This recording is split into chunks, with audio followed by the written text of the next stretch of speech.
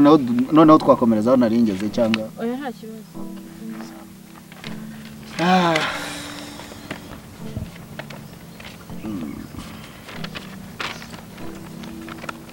noneho duhere kuri iyi shapitire ya kabiri. Halo? Oui. Ese ko ndeba uri gutekereza uri mu biki? Ase Prince kamusa. Twashe tuje kwiga. Ni ibiki uri gutekereza? Prince atanga gusaba ikintu kimwe. Nambwira. Tezamata. Wanyemereye koko ukareka nkakwimura koko ahantu kahava koko. Oya, je hano nta kintu hantwaye. Hano nta kintu hantwaye. Kandi wibuke ko ufite umugabo. So bizi kuri Marese. Erega kuba ndi Mariye ntago cyo cyatuma ntakwimura. Umugabo wanjye n'umwana mwiza nta kibazo cyo. Yabifata gute ko? Basi uzaze kunsira kugira ngo nkwemeze yuko umugabo wanjye ari umwana mwiza. Uzaze kunsira urebe mu rugo wanjye n'umugabo wanjye umurebe. Nukuri nta kibazo. Unanyemere ndeshe mu gitondo wakimuka nukuri. Bo. Ndaza kubitekereza ariko nje numvaga hano nta kintu hantwaye. Ako reba umuhungu mwiza nkawe. Reba mana yanjye ndumva binteye n'ubwo.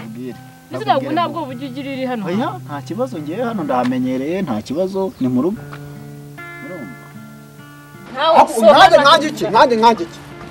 Nanjye iki uba wahereye ugenda ubundi ko nta kintu cyemba natwaye ubucaka iki wagiye he nagiye umva nagize harakureba banza umbwira ngo wayikuye ubundi sa wayikuye wowe wakigira amafaranga yo kugura isaha nk'iyi wowe ureba ntabwo indeba ya nani ureba ibyo kuvuga n'umusaza wawe mbabwire urabyibuka uri musaza nyago bivuze ngo ngenzure bareka nkubwire jya mwana w'umusaza ibintu sigaye warihaye mwimizi gaza gukora ufite umubyeyi mwinshi cyane je wanambona wangira utese aniso nakugira nti karagahungu gasigaye karaguhinduye urumva ku buryo nanjye bisigaye bintera umujinya byo ngibyo birakureba bitandeba se ntabwo uri mushiki wanjye yagenda ubu uri kuntera umujinya jewe wowe uzajya wirirwa utanyegera utwurira ngo ukorere uri musaza wacu nikaramuka ko guteye inda wowe ubwire ahubwo nikaramuka ko guteye inda ndisubiriremo kazangarukira nk'uru rugo muri ni karibu rero mu cyumba cyanjye dore zano nirari ahabonye none nanga mateka arahinduka njye narabikubwiye mateka arahinduka none se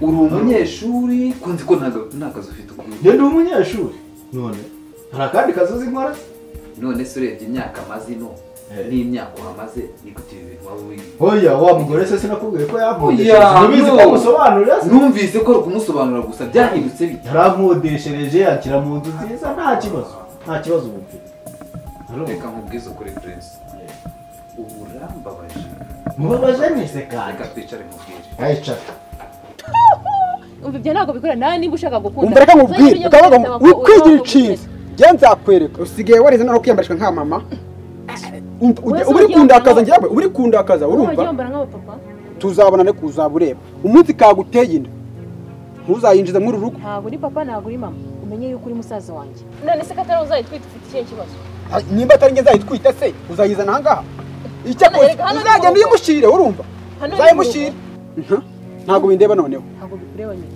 ntabwo bindeba noneho birandeba aho umugore yarankodeshereza urebe se ukuntu hameze meze neza rwose ndaryoshye urishimye nyine ndishimye ubwo urishimye cyane rwose reka mbanze nkwibarize njyewe wa mugore yarankodesheje ubu ngubu ugiye gushukwa n'abashuga mami neza neza akashugwa mama nshuti bigira umugore ko musobanurira ibi bintu ntabwo mbyumva ni ukumusobanurira tukiga nta bindi Grace ni inshuti yanjye nyine suzi gahunda mfite kuri Grace se Grace nta kibazo uriya mugore ni ukumfasha gusa nta kindi nyamara ugeze mu mujyi wa Kigali ibyo ntubigireho ikibazo muri ntubizi se ntubizi aho twaturutse ntuhazi ni habi ndahazi ngeze nabeshya Grace ni gute umuntu ava mu rugo akaza akagukodeshereza afite undi mugabo reka nkubwize ukuri ngiye kuva hano ngende njye mu cyaro njye kureba Grace mu cyaro gukora iki musobanurire buryo kureba Grace utangiye kunyivangira mu buzima muri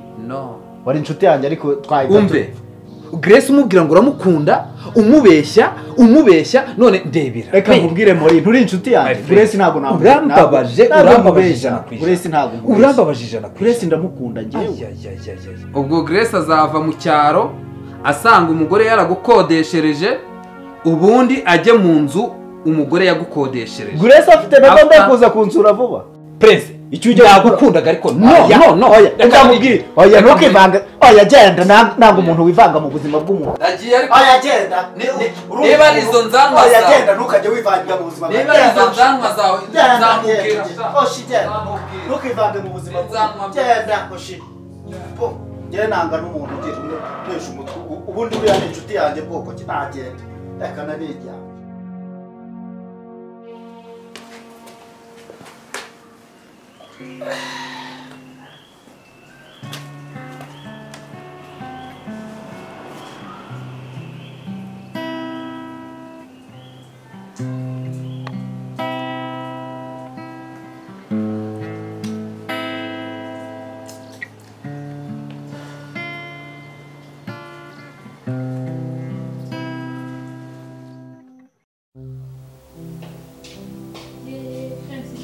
Sava. Uturu ni meza. Ni karibu. Niwe nizeye kutarambiwe. Ntago narambiwe. Fiona ni ubimbwiye shako waje. Makuru yawe. Makuru ni meza. Meze neza. Yego tura. Ni karibu ushobora kaza neza bisanzwe. Urakoze. Ariko nishimye mu bahana heza pe. Yego. Bahana heza cyane. Nshobora ko nagaye nk'ahandi uba. Urakoze cyane. Ari hase nyine nuko ntakundi. Ese bakwakiriye? Bakwakiriye? Fiona ntago twari twavugana ariko nta n'icyo namusaba. Okay nacyo. Twakirize iki? Mama amazi. Amazi? Sure. Fiona! Fiona! Use ku ishuri? Ku ishuri biragenda nta kibazo. Umeze neza? Yego ndabona. Nanjye ni heza. Tapi wasuzuye.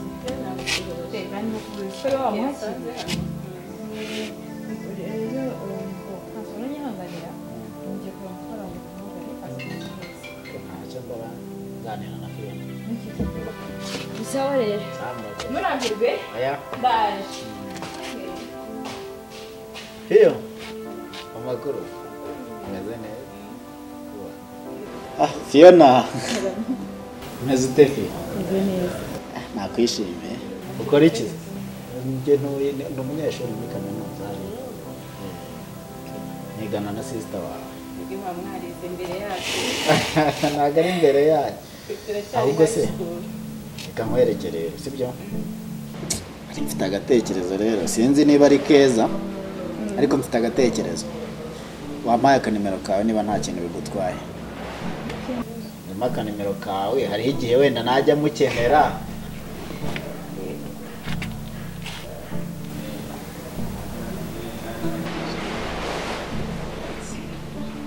Nakoze Fiona. Nagusaba akantu gato. Nta kibazo. Ndashaka gusohokana muri weekend. Hari ahantu hari akamoteri keza. Hano bita kuri Banana Village Motel. Urazi? Nagwazi. Iyo ugeze ikabuga ku makamyo. Hari aganda kazamuka aho ngaho. Ni hafi cyane rwose. Umumotari wese wahita bazutingeza kuri Banana Village Motel. Yahita akugeza. Muri kabuga sugo hameze hati. Haba inkoko, haba ifiriti, haba amashambure. Ni heza, ni heza. Uzi ubusitani buhari? Ni heza cyane. Ushatse no kurara twarara. Kurara byo ntabwo byakunda. Ariko urase muri weekend ariko mfite umwanya. Uri free? Urabinyemereye? Sure. Wow. Nta wundi muntu nkunda nka Prince Fils ushatse kubizana nawe nakongera bakuru muvandimwe wawe. Ndigusubiriremo nikaramuka kaguteye inda ntuzagaruka mwinzu. Ninza gukwandirizo uzayinyina. Ntago ni papa ntago ni mama. Umenye yuko uri musaza wanjye. Bu. Kanameni. Abasuye nishimye. Nanyakiriye neza pe. Ndabona amasaha rero ageze. Ngo ntaye nanjye njye mu rugo ngira utuntu nkora urabizi umuntu w'umusire batera urabizi nawe mu rugo bari uturimo cy'utuntu two gukora nyine. Urakoze kuba wishimye natwe ni ibyishimo kuri twe gusa nyine iyo uvuze ngo uratashye. Okay, anyway nta kibazo nyine gusa merci beaucoup. Anebye gutana. Twishimye ariko bya bintu nakubwiye uzagenda ubitekerezeho ego nta kibazo ibitekerezo uzabifatira umwanzuro nta kibazo ubwo mu minsi iri imbere nyine byaguhamagara numve niba hari icyo niba warabonye igisubizo nta kibazo rwose ndabitekereza Fiona ndabona sinzi ibyo yagiyemo cyangwa ari uturimo ugiye muraza kumunsezerera ndamukubwira nta kibazo n'umutwaro n'abandi bose ok merci beaucoup bo sawa reka ngende reka nkurire indirimbo nta kibazo ok merci ok Bombe na Fiona urihangana nyine mpamvu nari mbakuye mu kazi nuko nari mbakeneye mu byo mwari murimo nizere ko ntacyo byangije nta kibazo rwose impamvu rero nari mbahamagaye ni ikibazo cy'urugo ndimo ndareba muri iyi minsi harimo impinduka zikomeye cyane iyo ndebye mukuru wawe igihe tumaranye aho atangiriye kujya ku ishuri ubona ko yahindutse biteye ubwoba mukuru wawe rwose Fiona asigaye anshanga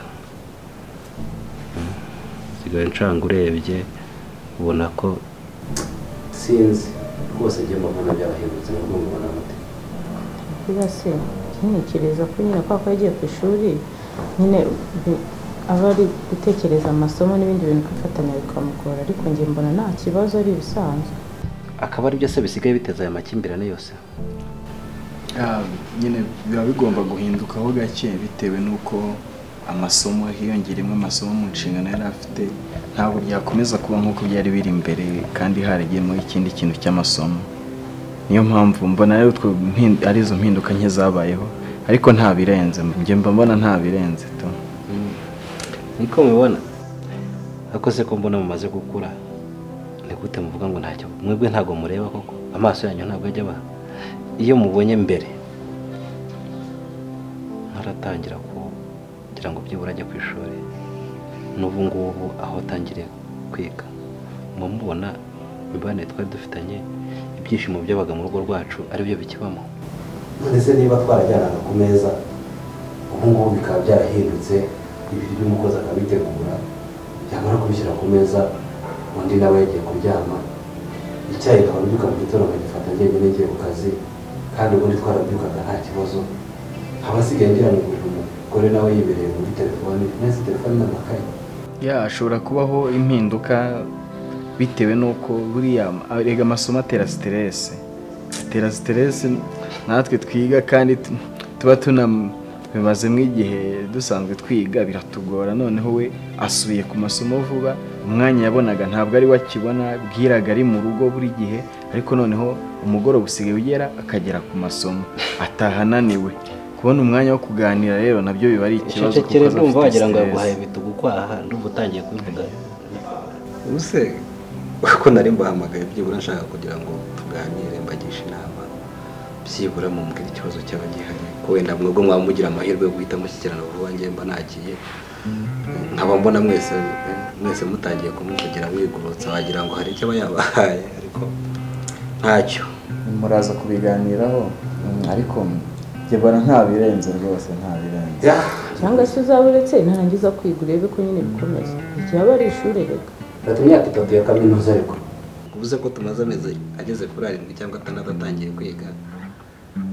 ubwo maze imyaka ingahe none byaba ari hatari waba ari umuriro ariko ntacyo nise ubundi kaba ari ibyanyu mba numva wamubaza nyine ukamubaza ikibazo ufite akagusobanurira ariko namwe murakuze iby'umuryango turetse ko mwarira hano mukurira hano ubona ko impinduka rwose ziragaragara ndaza kumureba tuganire nta kibazo turaza kuganira naza nigira amahirwe kaza kare dore ko noneho bisigaye biteye ikibazo turaza kwicara tuganire turebe uburyo bikemuka amasomo umwuga arimo kugenda neza biragenda tuba twakoze tide kuraje rero kuraje Fiona mba namugiye inama zishoboka nanze ko mwirinde uburangare kuko abakobwa b'iki gihe usigaye ubona iyo iberere ryishinze gatoya reka sinakubwira bahita batangira gushamaduka bashingana ariko ntacyo buriya bizagira Fiona wenze ko atazabijyamo mwansebya nimureke mukomeze mwige turebe ko byagenda neza ngaho nimwigire mu kazi kanyu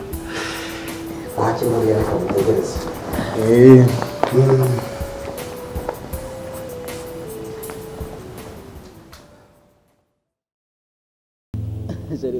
ngufitiye surprise.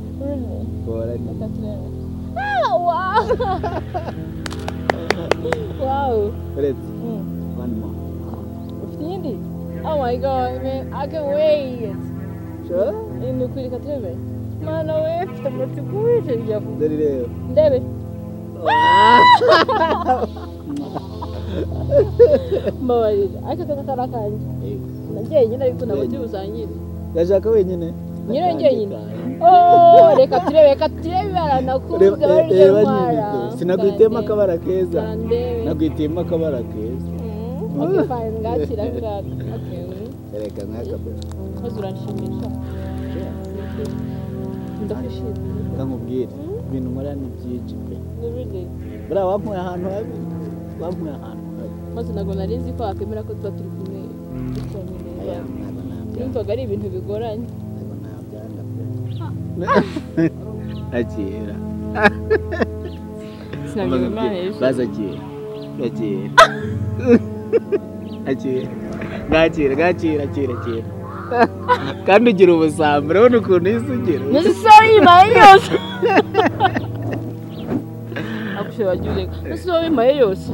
Maneze nawe uhise unkuru ukuboko kugira mu kanwa. Numvaga we watinze kwiyumva. Okay, ariko ubutaha none ngiye nzazana iyindi surprise rero. Sure? Ni ukuri? None nyitegura. Oya, ntabwo nzakubwira umunsi kugira ngo utazaba wabyiteguye. Kugira ngo nzarebe ukuntu buri kurira. Rega buri ibintu wankoreye.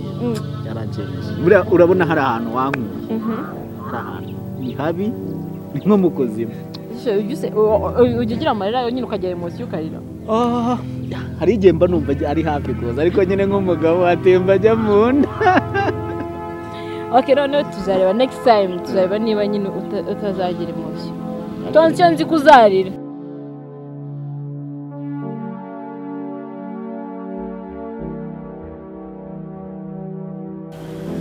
Makuru sheria. Hello? Meze neza. Ugeze hise ko wari wambwiye ko uzaza. Ugeze muri gare? Reka noneho nze nkufate, reka mfate akamoto mpite nza nkurebe.